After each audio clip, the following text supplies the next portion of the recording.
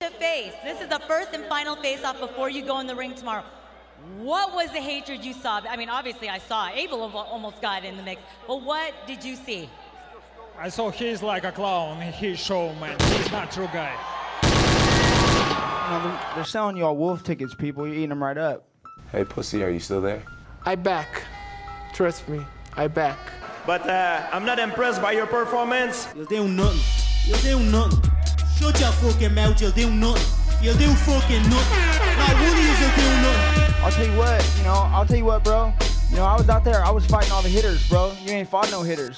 Come on, guys. It's normal. I'm not saying I would fight you. I would kill you. John, do you think John, do you think I'm just gonna sit there and let you kill me, John? I mean, really? No, don't be scared, homie. I'd like to take this chance to apologize to absolutely nobody. The double champ does what the fuck he wants. I'm gonna beat you into the living death. I mean, maybe that's your job, but where I come from, you know, people like that get slapped. That's fucking illegal. Nick Diaz, you just shook up the world. How's that feel? Hey, I'm not surprised, motherfuckers. Yeah, this is a simulated death match. And you haven't simulated anybody's death yet. I said it last year. We're not here just to take part. We're here to take over. What is the game plan going in against him? The game plan is you go in there, hit him with some good shit, don't get hit, and come home with a pocket full of cash. Who the fuck is that guy? Everybody's on steroids. The whole UFC, everybody. I'm gonna go home tonight. I'm gonna drink a Coors Light. That's a Coors Light because Bud Light won't pay me nothing. Do you want to be a fighter? That is my question. Any of you radio personalities think you want smoke? Call me Mr. Chimney. I want smoke. Yes. What is up? What is up, MCR family? Another daily edition of the show, live on YouTube, obviously podcast form, on iTunes, Spotify, Radio, live at 10 p.m. UK, usually 5 p.m. Eastern, 2 p.m. Pacific. I know we're late today. Obviously, there was the Canelo Triple G2 weigh-ins, and that obviously started right as we were supposed to start this show, so we pushed it back. I hope that's okay. Shout out to everyone in the chat, Bayside Boxing, Fugatti, and new $7 million to Duck Dillon. I think that's a joke about Deontay, I feel like. Saying that he heard the show was the Cat's Pajamas. I hope you enjoyed the show. Hit the like button, share the show, subscribe. Gary over there in Dallas, and of course everyone listening, like Drew, Castle Hill, Gil, Niger, Rick, all the pound-for-pound supporters on Patreon. I see you, Mitty and Rob, in the international call-in link. Again, if you want to call in internationally, you have to email me. I've said this almost on every show. It's imperative that you do it, and it's a permanent link, so it's pretty easy once you do this step, just emailing me. mixedcombatradio@gmail.com. The link is right there below, and also I believe it's in the description of the show as well. If it's not, I will add that into the podcast later. Use that link. Call in internationally, permanent. It's always free. Of course, if you are domestic, 323-870-4051. And obviously, we're going to discuss a lot of stuff today because Canelo Triple G, because the weigh-ins, we're going to discuss that, obviously. It wasn't one of the main topics I was thinking of for today. Obviously, Oleksandr Usyk and Tony Bellew is announced and confirmed. Yes.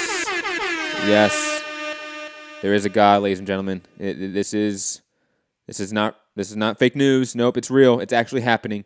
Plus, we have stuff, obviously, in terms of information about Canelo Triple G in terms of payout, purse.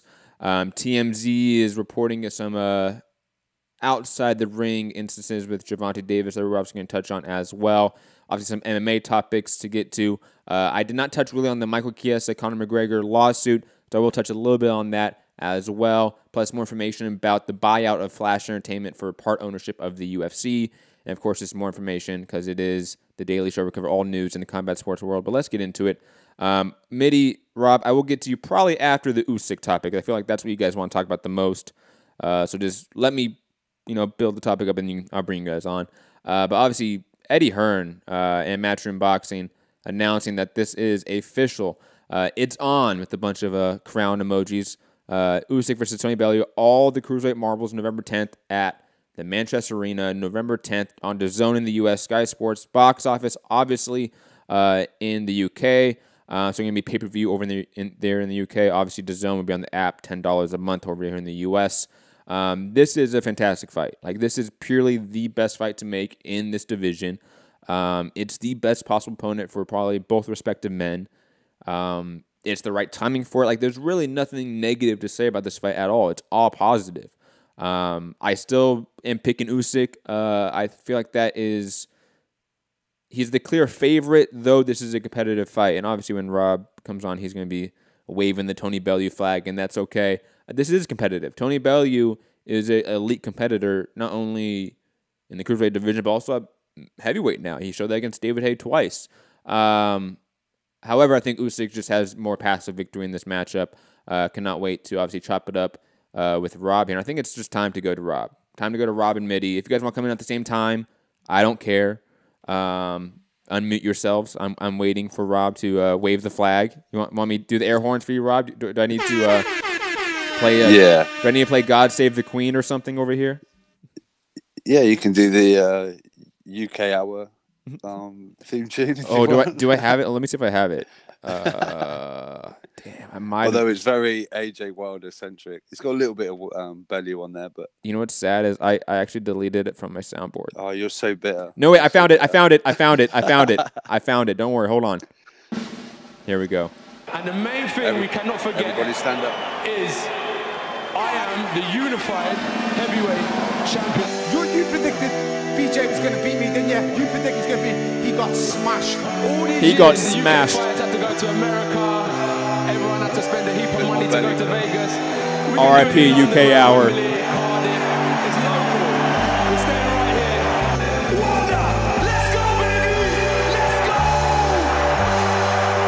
I smashed your body, your playmate, your playboy, your nightclub body, and I will smash you the exact same way. Okay, that's enough. I can't. Yeah. What's up, Rob? How you doing? Yeah, I'm good. I've obviously got that Friday feeling now this fight's been made. You know, Gilberto Mendoza, he's done the right thing and allowed the fight. So I'm really hyped for this one. Hopefully it'll be my first TBV credential, and I'm going to do the media. I'm going to be there, get to chat to the #1 promoter in the world. You know how it is. There we go. Look at you, moving up in the world. Yeah, maybe we'll see. Got to get all that equipment, but yeah, as you said, Matt, I'm going to be waving the flag, and maybe this is a heart pick, seeing as the rest of the world seems to think that Usyk is this amazing. He is amazing. Blown up Lomachenko. He is pound for pound. Well, just because you say so doesn't mean I believe it. But I just think Bellew. You write off Bellew as many times as you want. He will give every last ounce and heart and whatever into this fight. And I just think, look at Middy shaking his head. I can see him on my Google Hangout. He's shaking his head at me. But I think Bellew is going to do what Gassiev should have done and couldn't do. He's going to, even if it's not going his way for however many rounds, Bellew will remain trying. And I think he's underrated as a boxer. Middy, you shake your head all you like. I don't care. It's very off-putting. I'm going to put my thumb over your face. But I'm riding with it. I think he knocks him out. I think he'll get in there, and he'll eventually knock him out. Marius Breedis. Hold on, Rob. Take a breath here, okay? Because I see Middy. He wants to talk about this too. Middy, since you know, let's say have more skill set, or you know more about the skill set of boxing than Rob and myself even. You give us the technical breakdown of this matchup. No, man. I mean, I don't think that has anything to do with that. I'm sure that, there's been fight where you guys saw or predicted the outcome better than I did. But honestly speaking, I don't understand what Bellew is doing, giving up all the advantages. Like, I actually like the matchup, and I have to agree with Rob and say that Bellew has got heart, and he wants to have like a big fight, right? Bellew could easily get another 2 fights with substandard opponents and make decent money in the UK based off the victory against David Haye. Mm-hmm. He's got a decent name. He can even go on Joshua's undercard and just make that little bit of money. But you have to credit him just getting in there with Usyk, or even before that, he actually wants a big fight. He was calling wards, or and he's a smart guy. He actually understands his limits, and he's always known that hey, he can't get a Wilder fight because it doesn't make any sense. He can probably get it, but it doesn't make sense. He cannot win that fight. It would never fight Joshua, not because of friendship, but for the same reason. He's too small at that weight. But against Usyk, it's good to for him to agree to get that fight, but try to get some of the advantages with you, and then just like get Usyk in the unknown, right? Just put him in the heavyweight division, and slow him down a little bit, because for a cruiserweight, his advantages are just like his footwork is like unbelievable, and like his output is quite good for a guy that is that big. So what I would have done is just like try to make him put on a bit more weight for him to cope with like the heavyweight kind of like weight disparity and the power, and take away at least one of his advantage, which is like hopefully like the movement and his footwork. I basically don't see Bellew winning at cruiserweight, and I thought that it would be hard at heavyweight, but maybe. So no, like. You don't I don't see think any it's for the belts either. Like he's not going at cruiserweight because of the belts. Right? The fight is at cruiserweight for all the belts. That is Yeah, specific. but like it's for all the belts. But like I don't think that Bellew cares enough about the cruiserweight belts to say, oh, I want to fight at cruiserweight because I want to collect those belts, right? He doesn't care. He got like heavyweight, like kind of like win against Hay. That kind of just tells him, like, you know what? It's a tick somewhere in his career. I want like a heavyweight fight against one of the heavyweight great once upon a time. I would say that if Bellew beats Usyk, like he could have a claim to Hall of Fame. Like I know that might be But crazy to say, that's but if. Yeah, but exactly. But and to get to that, that'd be great. What is the path to victory for Tony Bellew? If you're coaching him, what do you tell him to do? How do you coach him to fight Usyk? I mean, like, how do I coach him to fight Usyk? Like, hopefully counter punch him. Like, just try to draw a counter out of like Usyk, who also will try to counter punch. So it's gonna be like a tactical fight.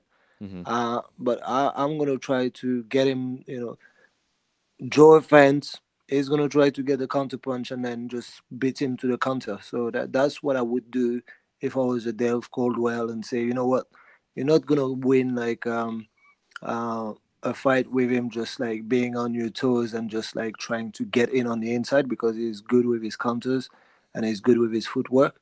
You just need to draw one of his counter and then counter punch him, like so. And hopefully land big and try to test him, like test his chin. But so in your mind, it's going to be very, very tactical, I think, that fight. So you're in your mind, Bellew, instead of trying to pressure Usyk, to try to make Usyk lead. To try to make he can't pressure him because Usyk's too slick for that. People who are supposed to be like pressure type of fighters that should have gone in there. Like WBSS final, it was supposed to be that. That's the way, just to break him down, just go in there. But he didn't allow that to happen. It was too slick for that. So I don't think Bellew has like that, speed of footwork to make that happen.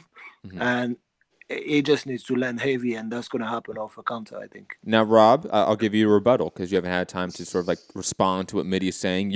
Wave the Bellew flag. How can Bellew beat Usyk? Give me the breakdown here. Well, I think in the Hay fight, once he felt what David Hay was landing on him, and he knew, I can take this kind of punch, he then kind of got on the inside a little more and wanted to. He thought, I can trade and I can beat him to the punch. So, but like Mitty said, Usyk's obviously way more slicker than a David Hay. We knew he had a bad leg as well and things like that. So Hay wasn't moving great, but obviously, hits hard. But Tony Bellew felt this isn't hard enough. I'm going to come in, I'm going to knock you out. And especially in the second fight, he just did that, tremendously, and put him down numerous times. I just feel my whole thing about Usyk, everyone says, "Oh, you hate Usyk. Why are you hating on Usyk?" I just feel if he's this great, super polished fighter I'm being told that he is, and he's been to all these countries and won bouts in other people's backyards. Mm-hmm.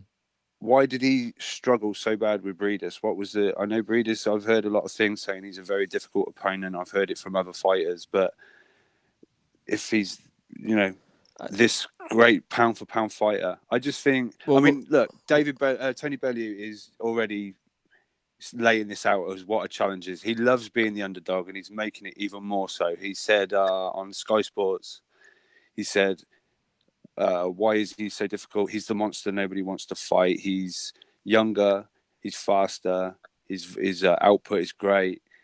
He's this, that, and the other. And he said, I don't think I can big him up anymore. But let me trust me, I'm going to knock it out. And every time to me that Tony Bellew said, trust me, he's always delivered pretty much. And that's very quickly. He didn't deliver against like Adonis Stevenson. Yeah, all right. But Usyk ain't hitting nothing like Adonis Stevenson. It doesn't matter. We'll agree on that. Yeah, it does matter. Who said that? Huh? Who said that? I think Usyk like hits harder than Stevenson. Where are all these Usyk knockouts you talk of? It's not knockout it's about I can easily say that like a cruiserweight at this level hits harder than a light heavyweight. Well, hold on, very quickly before you rebut to that, Rob, you point out that how can I think that he's this monster when he struggled with Breedis, right? That was your first point. We've seen greats struggle with people they shouldn't be struggling with. That's never an indicator that they are not great. People have off nights. People have nights where they're an opponent that we didn't think was that good, and then it turns out they're that good. Breedis was an unknown commodity coming into this tournament, and he showed out to be really talented. I think that's a factor in it. And then again, people have nights where they don't look the best. But when Usyk knew that he had to put it on against a guy like Gassiev, who we all thought was going to give him that work, it didn't happen. He turned up. Look, we're going to disagree. Ovil McKenzie. Ovil McKenzie hits harder than who? I don't know. Look. I'm just saying. I'm seeing Usyk really proper wobble anyone or really hurt them or in a fight. It's just been volume and Gassiev was the ultimate letdown. We were told he's this heavy hit, and he didn't even. It was tried. See, here's the thing. You said Gassiev is the ultimate letdown. I think that's the problem with your analysis of that fight. You immediately think that Gassiev's not that good as what we thought he was. That's not the case. That's not the case. No, how? He did nothing. He did absolutely nothing. But that's because Usyk is that good. But that's because Usyk is that good. And also, let's not forget. Look who's in Gassiev's corner. Let's not forget that Abel Sanchez is not the greatest adapter on the fly as a coach. Let's not forget that. Gassiev is truly the second best cruiserweight, and Usyk did that to him. Let's not take away that. But to me, though, as a fighter, look, Midi's obviously there on experience. He's been in the ring and knows what he's talking about. I'm just talking how I feel it is. Mm-hmm. But if Gassiev was in that fight, I'm sure at no point he felt he was winning any rounds. And to me, no matter what Abel Sanchez was telling him, he must have felt at some point, look, I've got to throw caution to the wind. I'm going to lose every single bout. This is for the undisputed.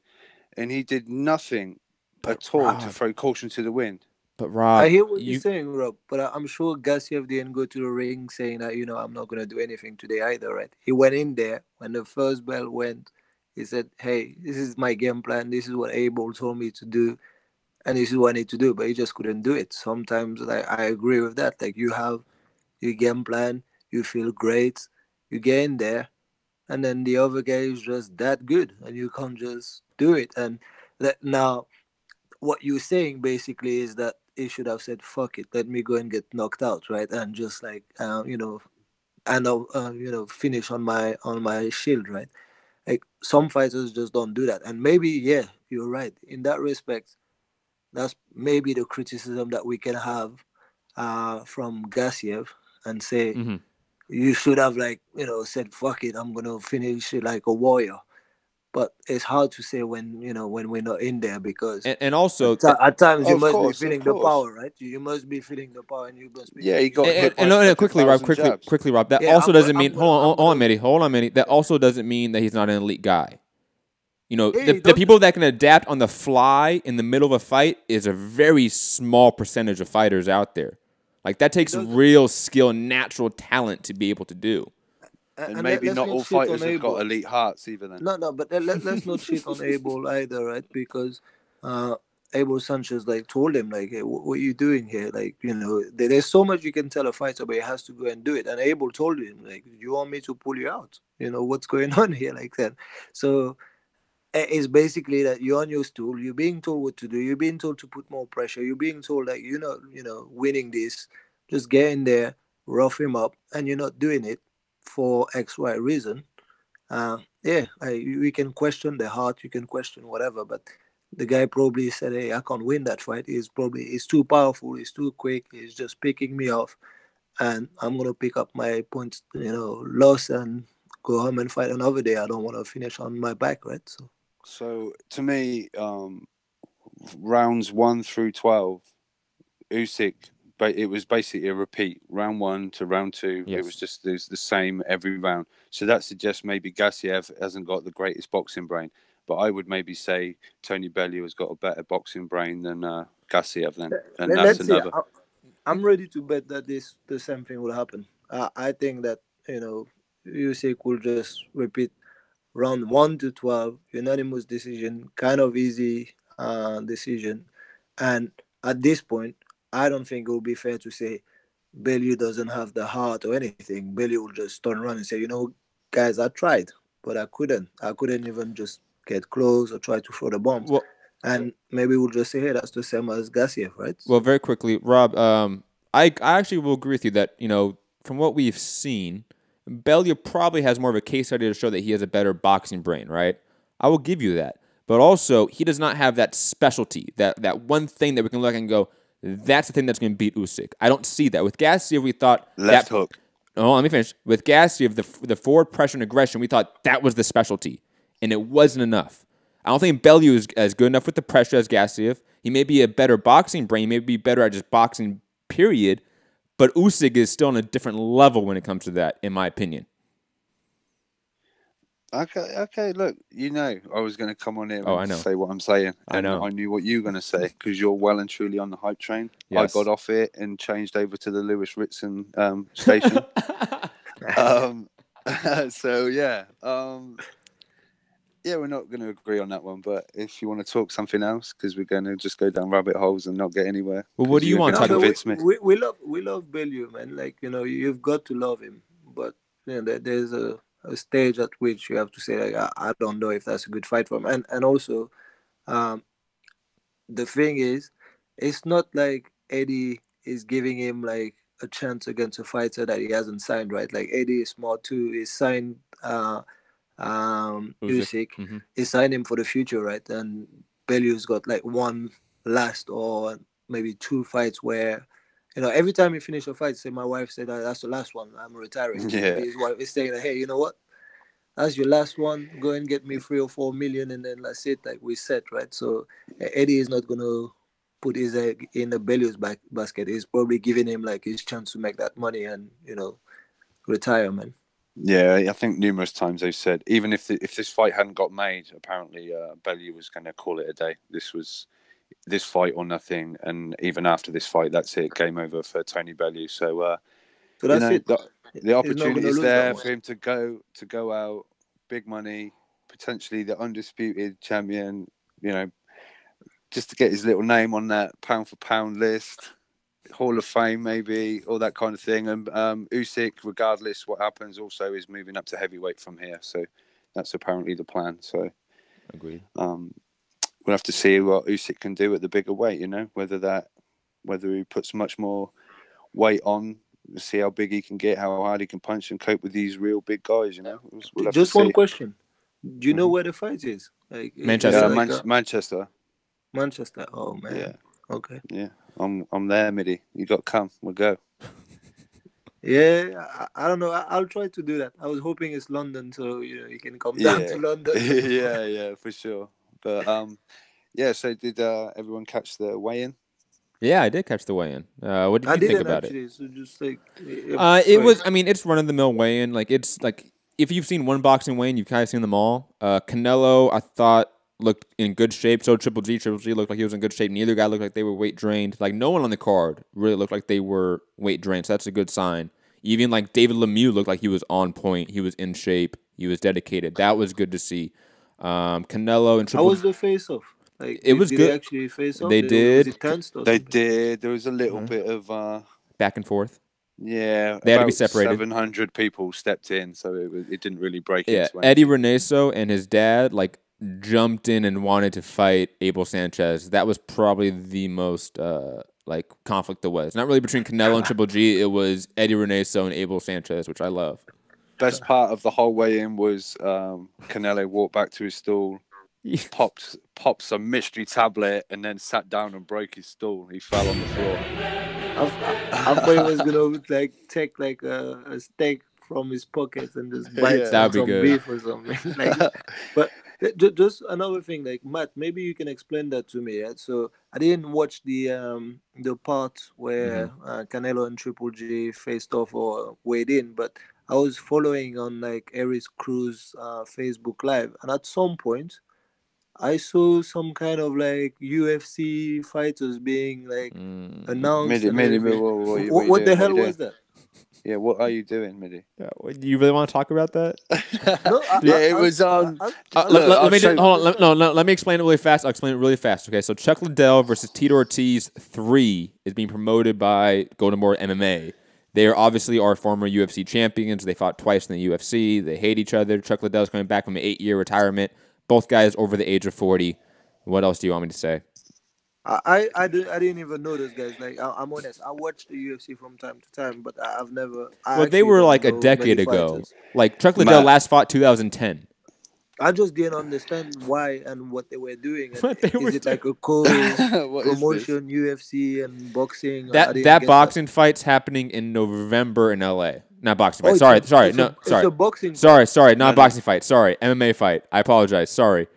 That was Freudian slip. Is it under UFC or is it under like some other Golden Boy kind of banner or whatever? Golden Boy, you're doing it. Golden Boy. So Golden Boy are just putting on like MMA fights. Yes, now they are apparently.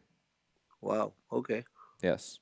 All right. Thanks for explaining. You're welcome, Midi. While I have both of you guys here, since you guys are both such staunch Eddie Hearn defenders, well, not maybe Midi, especially Rob. Rob is the Eddie Hearn defender. They're cousins. Like I can't blame them. I want to get this news in there because we touched about it yesterday about Eleider Alvarez versus Sergey Kovalev, either going to DAZN or ESPN. It wasn't really confirmed. It comes out now via Lance Pugmire that Eddie Hearn told, basically asked his dad, Barry Hearn, to come in and try to get DAZN to get the Eleider Alvarez-Sergey Kovalev fight. And Kathy Duva said, no thanks. And now the fight is officially on ESPN. Rob, I'm probably more aligned with you, to be honest, with what I assume you will think and what your opinion is. Did Eddie Hearn miss the boat by not getting this in any way? Not in my opinion. Who wants to watch Kovalev again? Not me. I agree. I agree too. Like, I think that he might have tried to get Kovalev because, Alvarez, let's be honest, is not the guy that is trying to sign or anything. But Eddie will probably not have been able to work with Kovalev anyway, from what I'm hearing, like, and his personality and everything. Kovalev should stay with Katiduva and just like his career will be over soon anyway, because not because he cannot win the Alvarez. I actually think he's going to win against Alvarez, but no, he's not. The mystique around Kovalev has gone, right? And he's not the guy that is not beatable anymore. And I actually don't think that he wants to box for that long anymore. So, And let's face it, if HBO aren't picking this up, who really wants it? If it's not going to be even on HBO anymore, then is it really worth it? I still want to see it in a sense because I just want to see Eleider Alvarez. Like, he showed that he's a top 5 light heavyweight by beating Sergey Kovalev. Whatever we think about Sergey Kovalev, he still proved that he's a top 5 by beating him. If he comes in and beats Kovalev again, fights like Badou Jack, Adonis Stevenson, Artur Beterbiev, Dimitri Bivol, those are all fights I want to see. And if, let's say, Eleider Alvarez comes in here, beats obviously Kovalev, does he stay an ESPN guy? Does he go back to Showtime? Those are relevant factors because he will be fighting, again, the winner of this fight, who I believe will be Alvarez. I know Mehdi disagrees with that. But if it's Alvarez, you are going to position him with a lot of guys potentially for big fights in this division. He may not be the A side in those fights, but those are still big fights you want a piece of, in my opinion. Yeah. I mean, I guess. I mean, like I say, you're using the word Kovalev in this conversation, and it just doesn't interest me. I've never liked watching him fight any ever. So. Well, also I will say this. The rumors have been that Dimitri Bivol is going to make a move over to DAZN. That's always been sort of talked about behind the scenes. Artur Beterbiev is basically an ESPN fighter, from what I sort of have pieced together. Obviously, has he gone to DAZN? Yeah, he's got a three co-promotion, fight deal with. He's fighting Callum Johnson on DAZN. Remember? Oh, that's right. Thank you. He fought his last fight against Enrico Colling was on ESPN, I believe. That's why I got mixed up. But Adonis Stevenson and Badou Jack, obviously on Showtime. It seems like these players are trying to get a monopoly on this division because nobody's had a monopoly on this division. It seems now we have DAZN and Showtime basically holding down this fort for the light heavyweight. Alvarez and Kovalev is the last missing piece of it. And if ESPN's able to get it, that'll be interesting just to see in terms of what fights will be made, negotiations, purse bids, all that stuff. It just gets interesting at that point from a business side.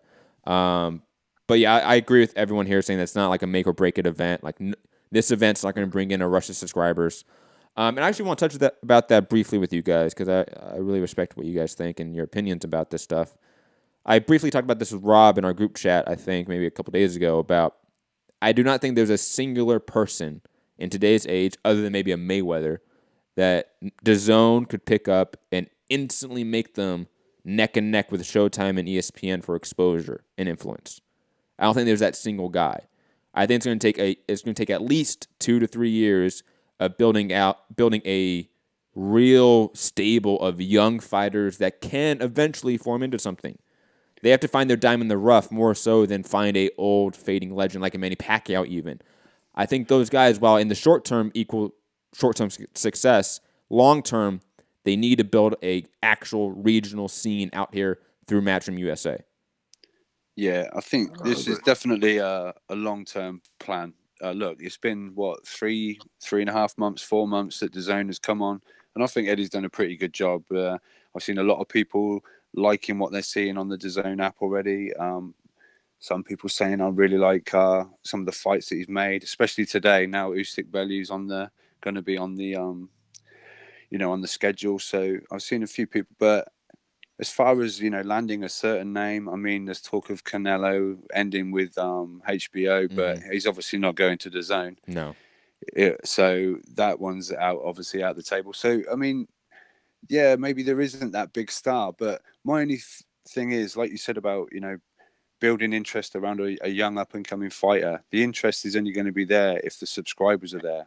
And to break it, I guess, to the Americans, there seems to be a lot of hate towards Eddie, which means fuck DAZN. I'm not buying DAZN. I disagree with that slightly. Due to one reason. DAZN is pretty good at social media and interaction with social media. There's the Ryan Garcia formula. There is that Ryan Garcia formula. If they find somebody like that they can make viral online, then maybe. I think it's going to be a combination of names, and not necessarily guys that are not known, but it's definitely going to be I don't know about 3 years, but 1.5 year or so, where if you start seeing people Charlos or some of the PBC guys moving to DAZN, that will be the play, I think.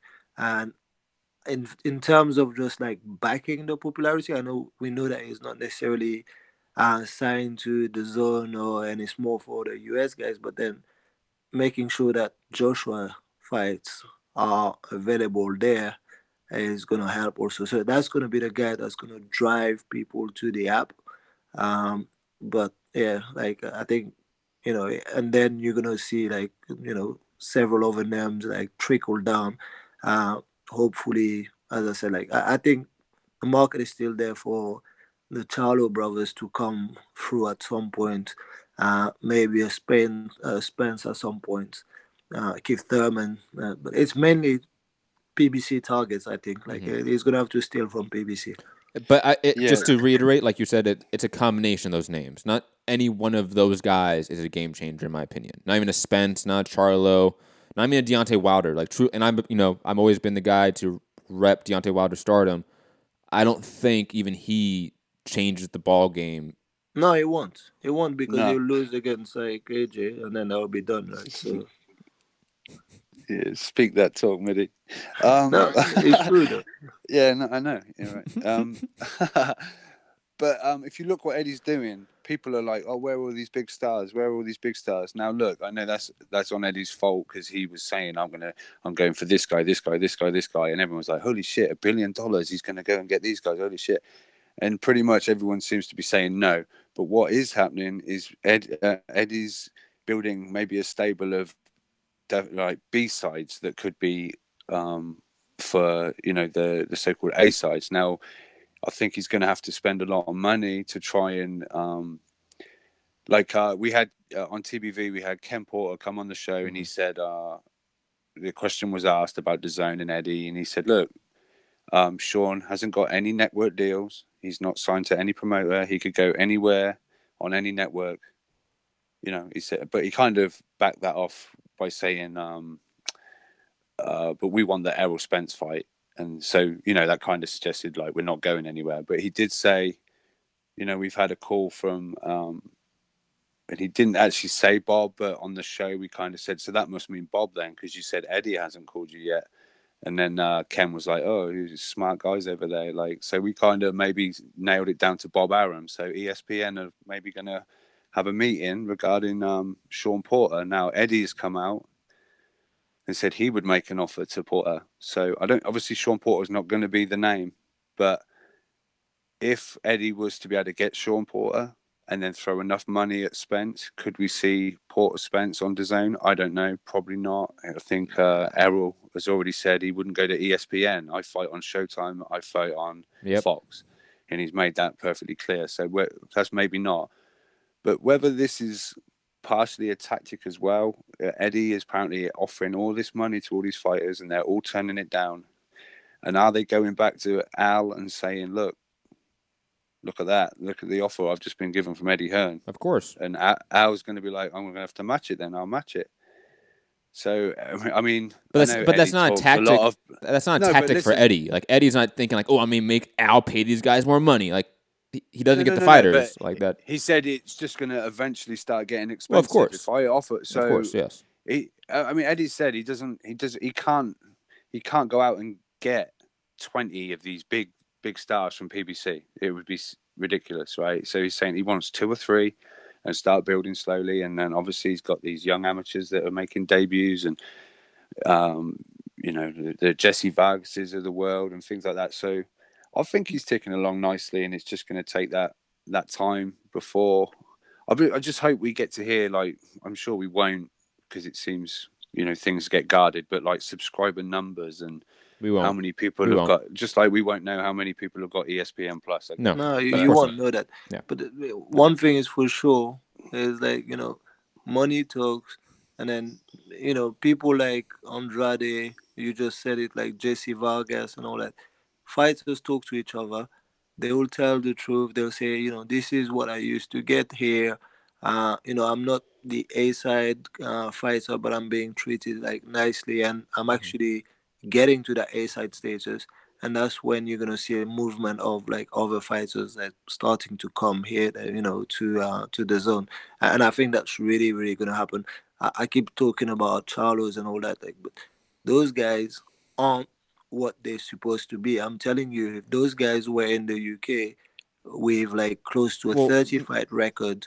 And what they're doing, they'll be big. Well, Mitty, we do have to remember though. We do have to remember though that now they have a Fox network deal. Like 2019, it's going to be different. If you haven't checked out, very quickly, if you haven't checked out the Boxing Esquire podcast, It had on Tim Smith, the spokesperson for PBC. He was on it. Go check out the podcast, everyone listening, if you haven't yet. Great podcast. PBC is going to be running a little bit differently in 2019. And again, with the Fox money, with the Showtime money that's all increased, it's different now. It is. I think it is going to be harder. It's going to be harder to get the Heyman fighters. It is. Yeah, I get that. They have to react to what's going on, right? So if you stand still, then people are going to overtake you, and that's what is happening. Everyone is pushing each other. And it's good. It's good for us. Well, maybe not for us, the public, but it's good for fighters. Yes, right? it is. Yes. But I can tell you, if I was like one of those guys, I would say like someone like a Lewis Ritson, for example. We're talking about like someone that is like just coming out of the domestic scene, is being built, and in 2 years could be bigger than like in terms of a name, and have a following bigger than like the Charlos that we're talking about, which is crazy at the stage of his career, right? So those guys have to look at what's going on and the way Eddie is pushing his fighters, and that's why they have to just like decide, do I want to be with that type of promoter, or do I want to go with the old school, right? So. Well, I think it's no longer the old school. I think PBC is truly going to adopt the UFC system from Fox. And that's going to be not necessarily a game changer, but it's going to put PBC back on a level we all thought it could be. Because they all want the entire reason we have PBC in 2015, 2016, going to every network in the world, putting on fights that we didn't care about, fights we loved. It didn't matter. They just put on fights everywhere, was trying to get this deal. Because now that they have this deal, Fox, one of the big 4 free TV channels, is now monetarily invested into all these fighters. Now they have increased dates. Now they can put the Charlos as main events more often and promote them more heavily because they have the capital, the time slots to do it. It's different now. I truly think it's going to be harder to get the PBC fighters than it was even a couple weeks ago. Like, it's now changed. They're going to protect that. If I was working for PBC, I would do that. But just look at the model, right? Or just look at it. Like, do you actually see anyone going into the public or anyone speaking on behalf of those PBC fighters, right? I don't see that often, right? I see that around like fight week, and that happens. Like, but if you just compare like to what Eddie does, Eddie picks up like some fighters. Like Bellew is a prime example. Bellew, look at Bellew when he was with Frank Warren, right? He used to get his name up in the news around fight night because he was an angry kid that would just like throw a chair at the press conference and just be angry all the time, right? He moved into Matchroom, and he's been built with like a very decent image. Like they get him as a pundit, they get his opinion. We see him week in, week out. We get attached to his story. They build him.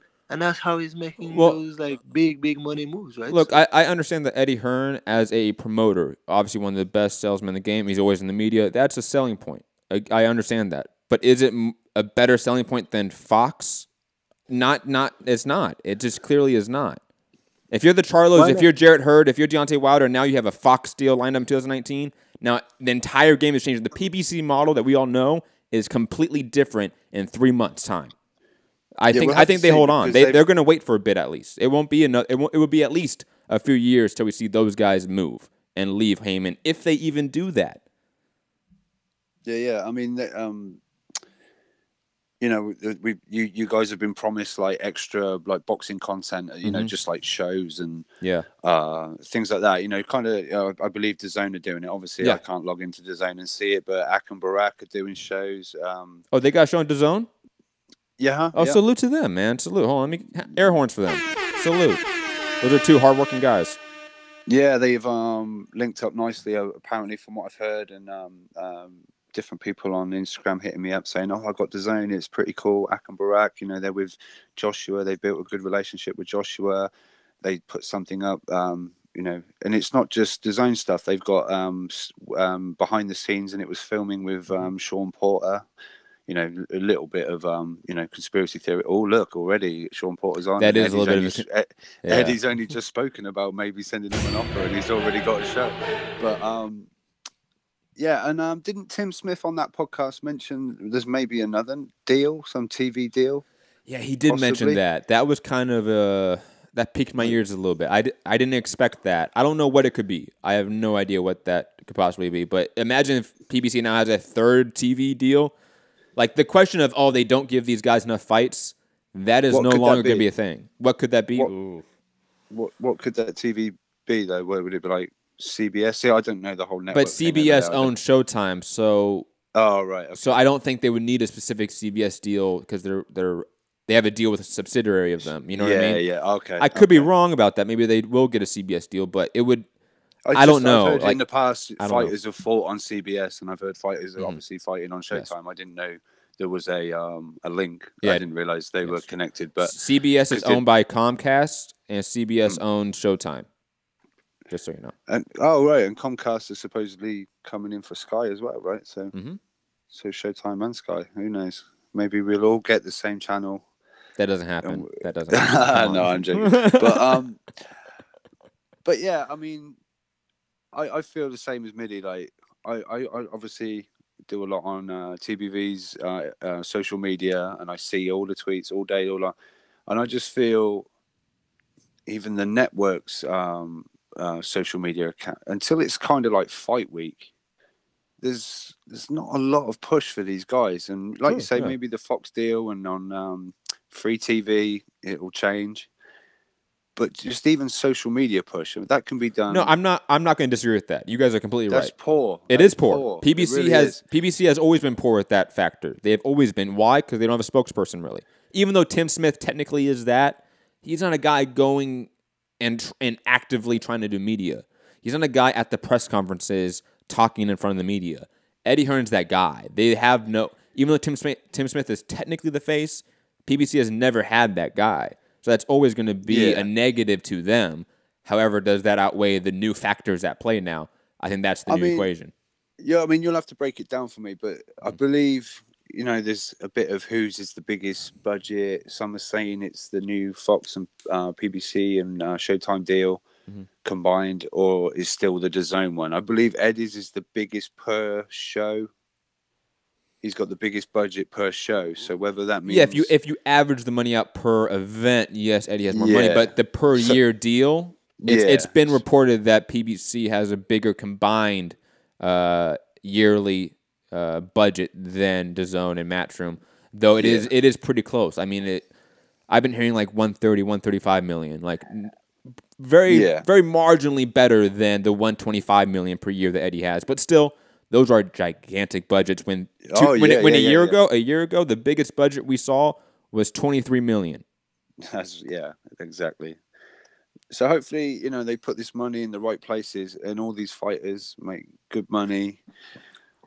And they get represented properly. Yep. And, but let's just hope we get to see the fights we want to see, and that all these different networks aren't some kind of roadblock for everything. Yep. But very quickly, Kenny Porter also said on TBV that Errol Spence and Sean Porter should or would be a Fox pay-per-view. And then... I saw that. Yeah, that Tim Smith guy said, I don't know if it was a slip of the tongue, like he already knows the figure, or he was just loosely chatting, but he mentioned in the I think $50. So that's obviously that figure came out. I don't know if he meant it to come out or if it was just a ballpark. Let me. I'm gonna digress if I can. A second.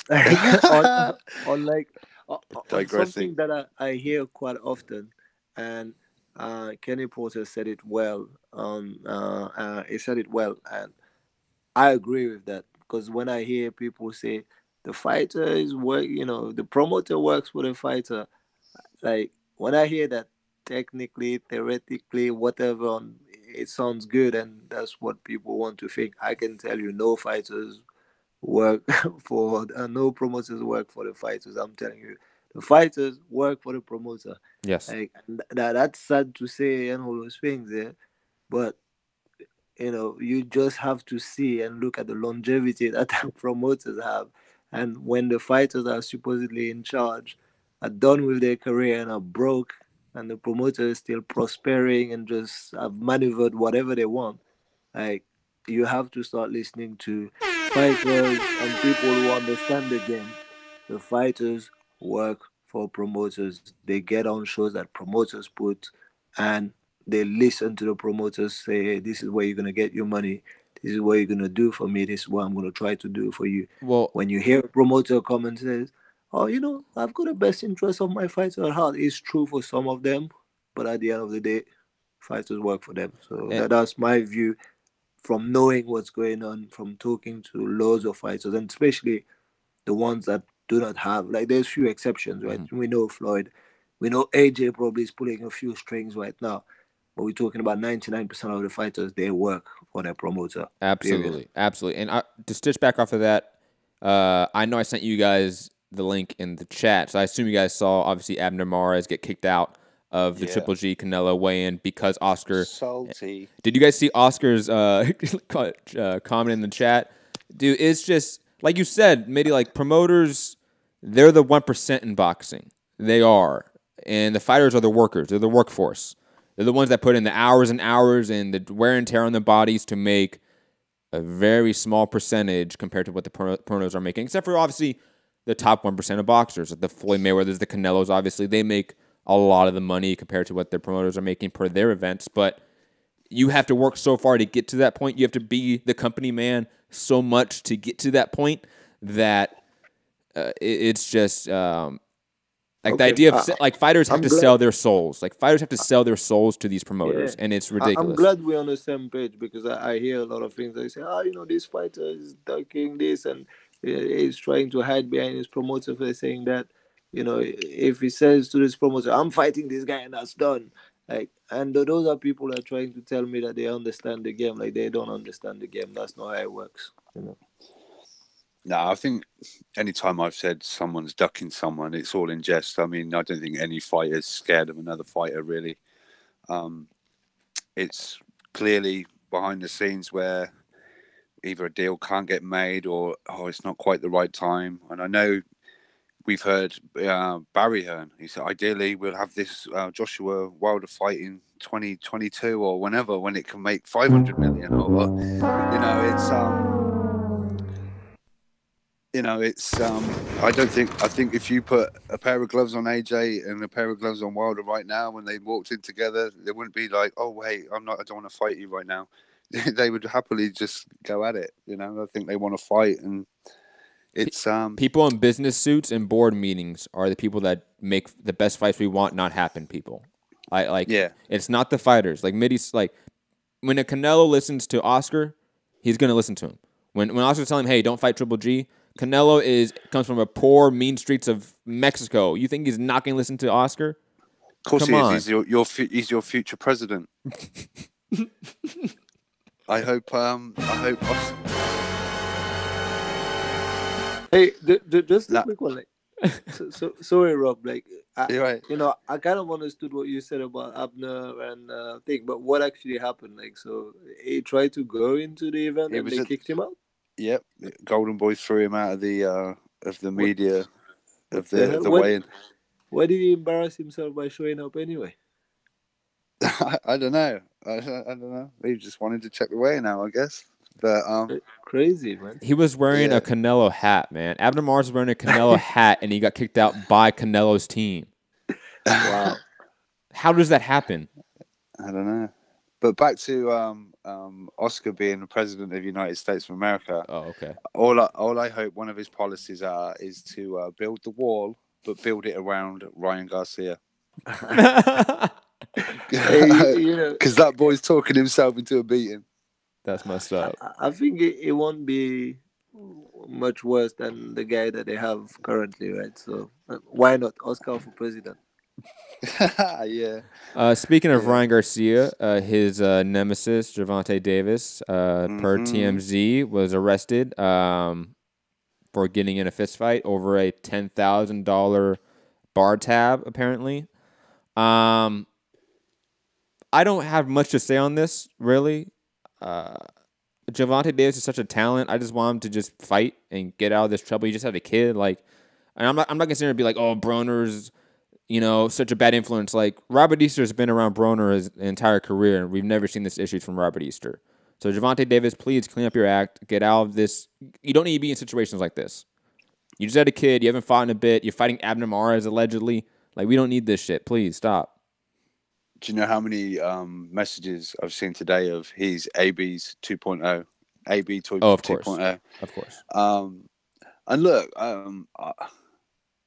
I don't know. Some people can, you know, be around clowns, and you don't have to be a clown yourself. Others sort of get joined in with it. You know, he was getting clowned by AB at the Port fight because they were laughing at him with that, you know, the Cabbage Patch Doll meme that was going around, and some guy was trying to film him, and he knocked his phone out of his hand, and I mean, you know, or the drink that was flying around. If anyone hasn't seen the close up of Errol Spence talking to Sean Porter in the ring, people trying to tell me that Spence wasn't drinking. Well, he had a serious case of Tevin Farmer-itis. One eye was looking one way, one was looking the other. He was clearly very drunk. But yeah, Gervonta, he just looks so out of shape as well, right? He looks huge. Yeah, he does. It just needs to knuckle down, because you know, could be a potentially, you know, a great young talent just going to waste. And might we ever see the best of Gervonta Davis? You know, I hope he can. Someone can sit him down and talk to him properly and get the best out of him, because he's obviously an exciting young talent, and it'll be a real shame to see that go to waste. You know, we've seen many boxers down the line, you know, get the fame and the fortune, the money starts coming in, and you know, tempted by the bad things in life, or the things that you should stay away from if you want to be an elite athlete. And it's a real shame, but yeah, you know, hopefully he can sort himself out, because that would be a crying shame not to see the best of Gervonta Davis, because he's obviously very talented. Mitty, are you busy, or because you went off the screen? I think. No, I'm Okay. not busy. I just went to a quiet, dark room in the house. Shit, I went from seeing his face to nothing. He's gone. I'm sitting in the dark, man. Oh.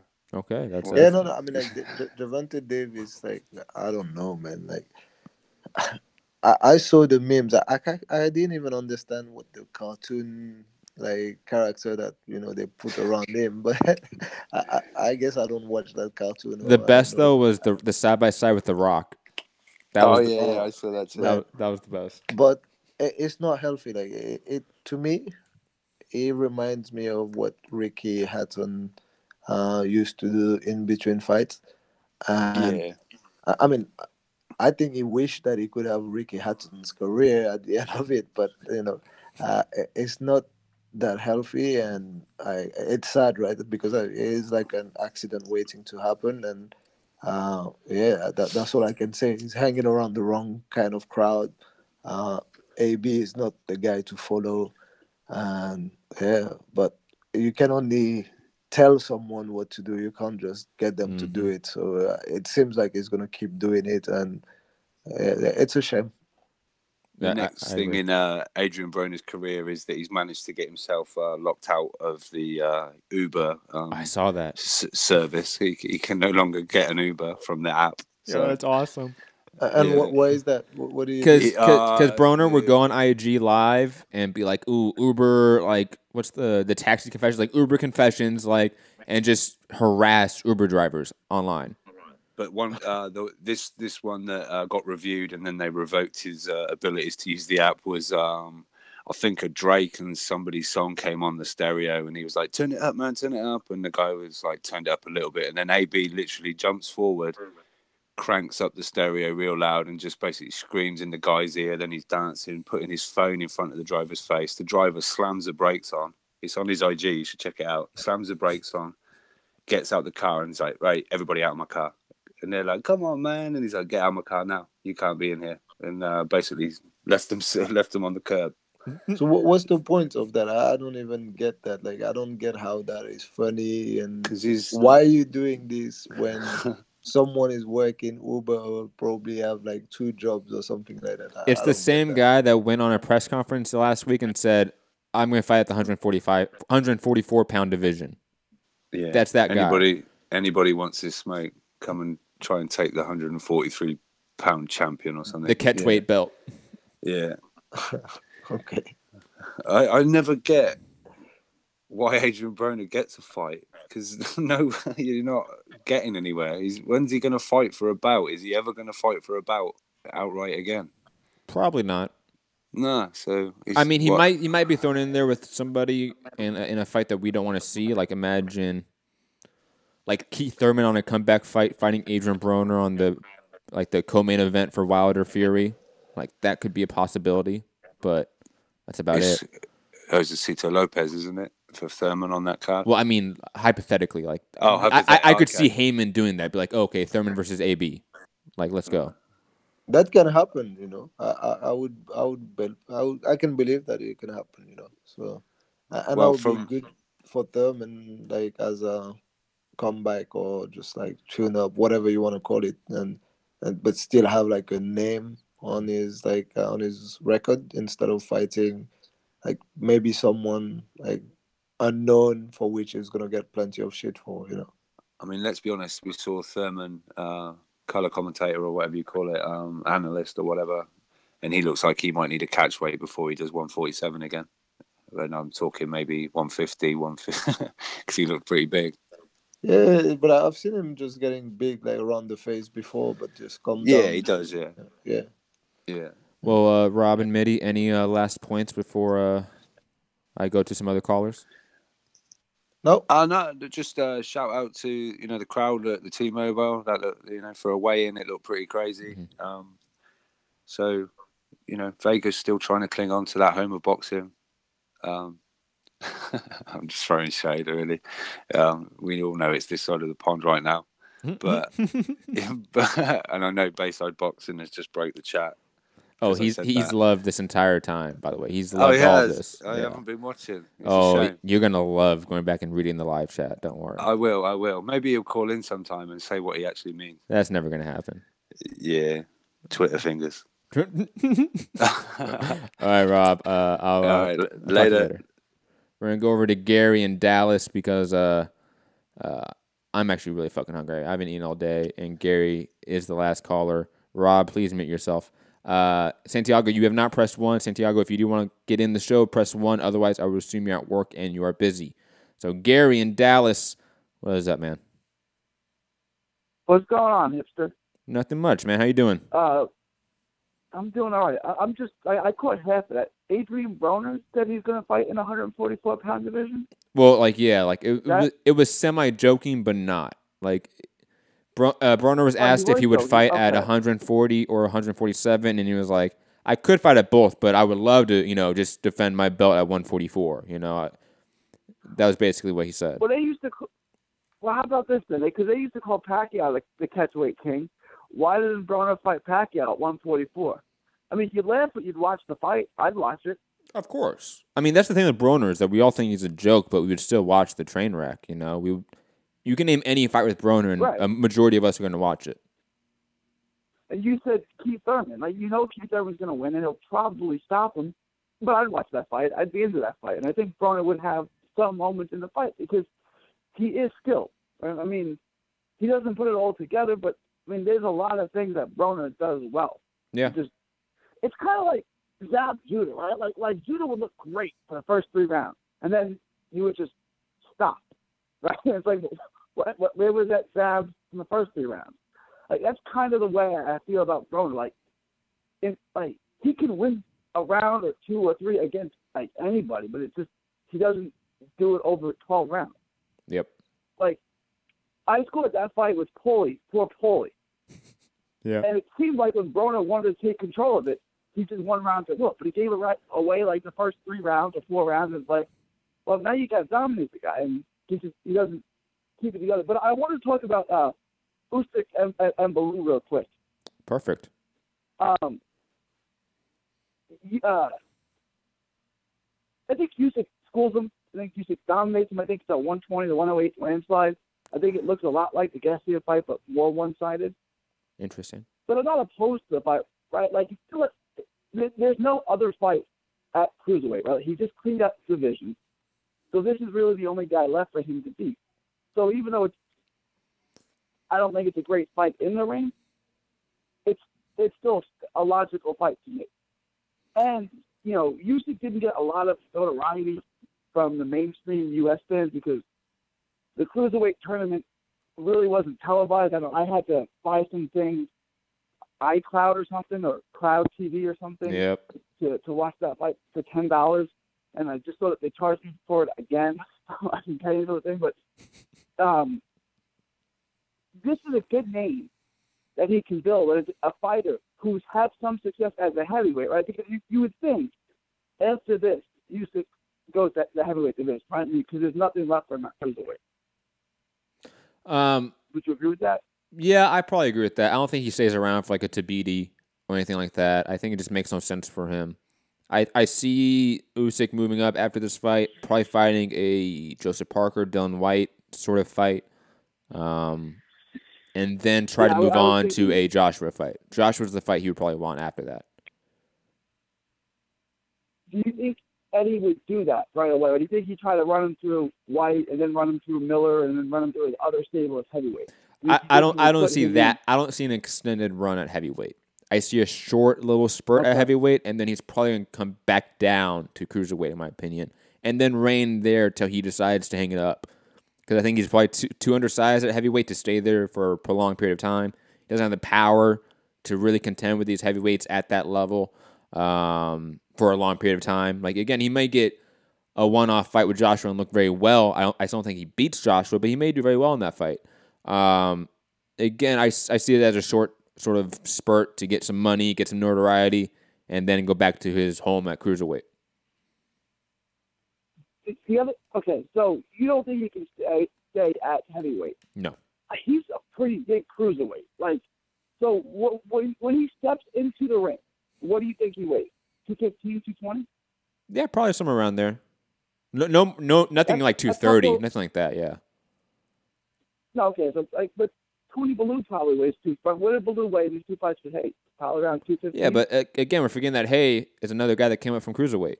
Like the guys that we're talking about here are not heavyweights. They're not natural heavyweights. They're all cruiserweights. That's fair, but we're saying that Usyk probably weighs anywhere between 215 and 220, right? So he's 6'3", and let's say he's 215. That's only 5 to 10 pounds smaller than what Wilder usually weighs, and that's the fight I'd want to see, right? Because giving up 30 or 40 pounds to Joshua would be a lot, but he'd only be giving up 5 to 10 pounds to Wilder. In a heavyweight fight, 5 to 10 pounds is not a lot of weight.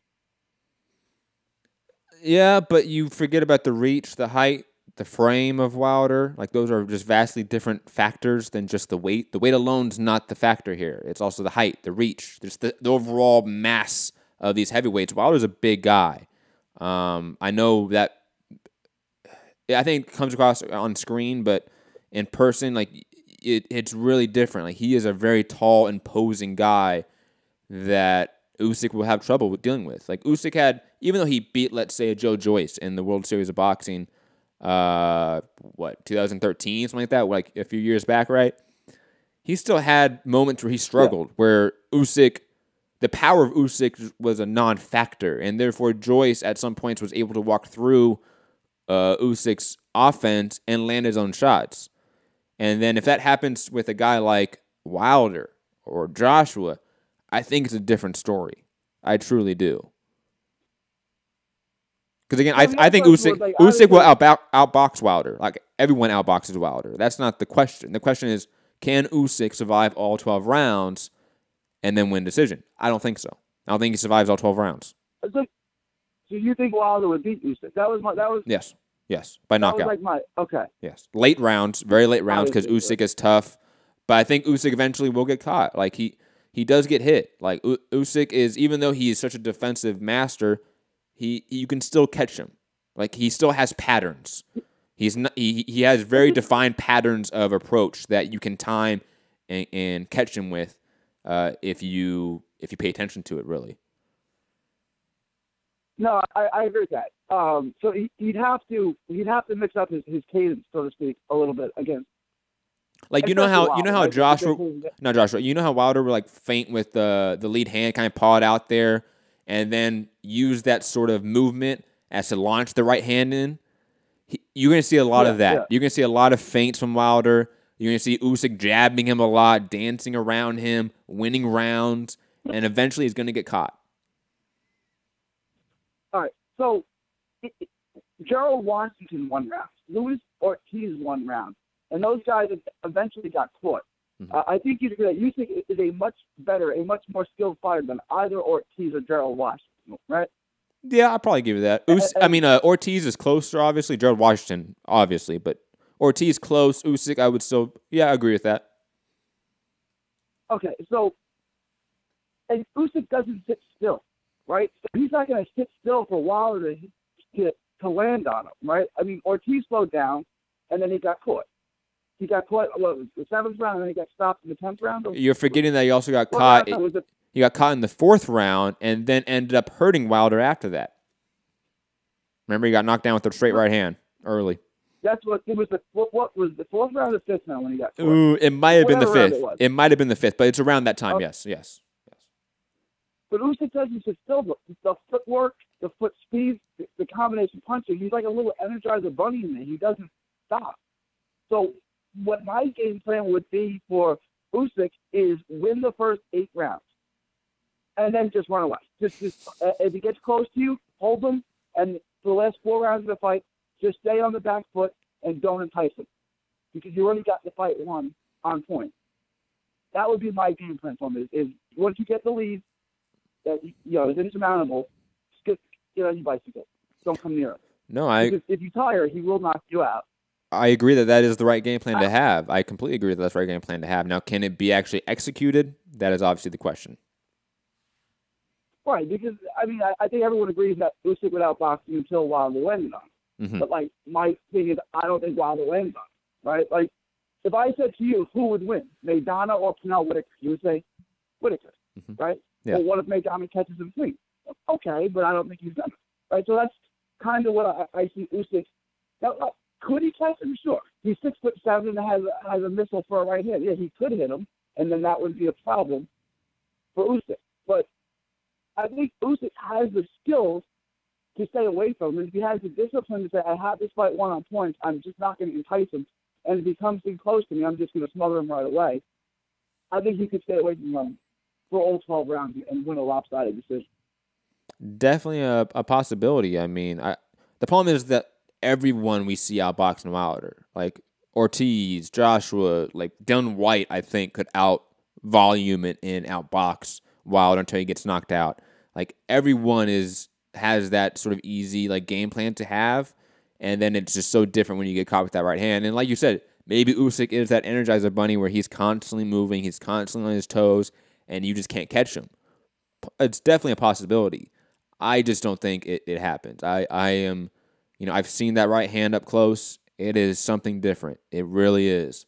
And Usyk being a cruiserweight and seeing him get touched by guys like Joe Joyce and even guys like Milwaukee, and not necessarily get hurt, but you can tell they shots affect him. Wilder's right hand is going to be a completely different stratosphere of power. Yeah, I think you've already if Wilder lands his clean right hand, then he's going to change the fight. But it would have to be he doesn't land a straight right hand. You'd have to fight the perfect fight. But I think the game plan is make it an 8-round fight and then just run away. Just don't get hit by anything, and you'll be the heavyweight champ of the world.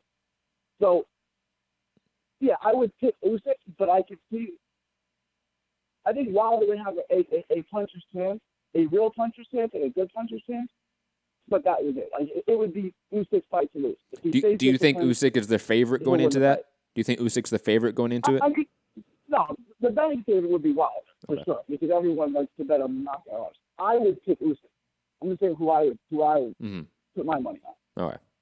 No, I completely understand the logic, Gary. It's not bad logic. It's very sound logic. It's one of those where if it does happen, it's such a stylistic,